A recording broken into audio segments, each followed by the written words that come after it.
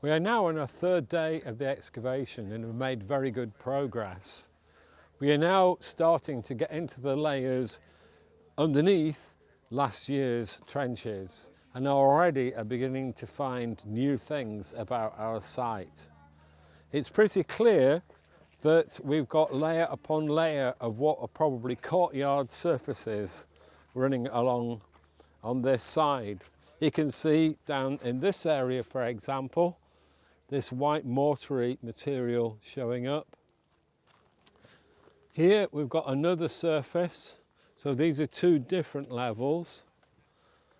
And moving across around here, we can see these pinky reddy patches are probably what's left of what's called an opus signinum floor.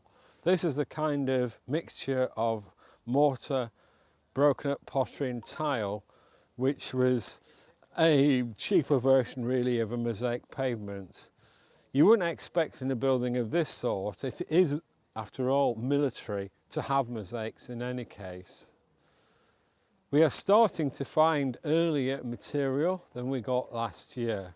For example, we've got some pottery, Samian pottery, one piece of a very nice bowl with a lion's head on it, its mouth being a spout with little ears on each side. And that's almost certainly what's called East Gaulish Samian pottery, and that's the last Samian pottery that came into Roman Britain, and it ends coming in about AD 250. So the pottery is beginning to tell us things about what is happening on this site. Further over in that direction, we've got a rubble spread. We did get the top of that last year, but it does seem to be dipping down. And it could be that it is part of the demolition of a wall when the wall was actually robbed out. Here we are in Trench 3, just outside the area of the Shade-Ruled Ancient Monument, and our aim here is to investigate for the first time the defences of the walled enclosure and earlier activity. We know from the owner of this site that when he was a boy and in his father's time, there was much Roman material to be found whenever a hole was dug here during gardening process. As years have gone on, lots of deposits have been put on top of the surface, up to 1.5 meters of overburden in fact. In this trench you can immediately see sewer pipes with a typical salt glazing, converging to what we understand from the builder was a septic tank, which lies somewhere over here.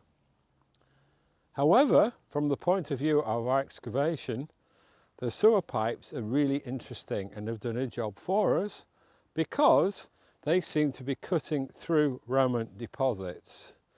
For over towards the corner of the trench, we found a large piece of a bowl, the kind of pottery known as Nene Valley colour coated. It comes up from the Peterborough area. It's very nicely decorated with floral design.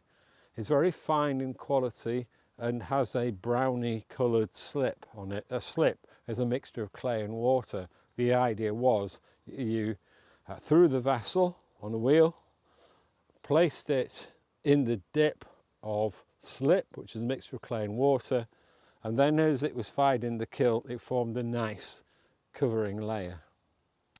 So we're beginning to get Roman material appearing. Notice in the far section, there is what appears to be a bit of stone as well. So it's possible that we're looking at the beginnings of the Roman deposits underneath this very deep area of overburden. You can see there's quite a lot of modern detritus. There is in fact a large weight down on the ground, which is clearly from measuring some material like corn. On the farm we used to use those as on a pair of scales, big pair of scales that you would put a sack on one side and then the weights on the other. So we're clearly at this level in modern deposits. However, what is very intriguing is just this portion in the corner of clay. Although it would be very, very difficult to be sure about this, we know from Philip Corder's reports from 1934 onwards, he describes a clay rampart running right across the birds playing field, across this little lane through here. And although I could be proved completely wrong later, this may even be the turn of the southern part of the defences of Roman Brough that we've been looking for many years.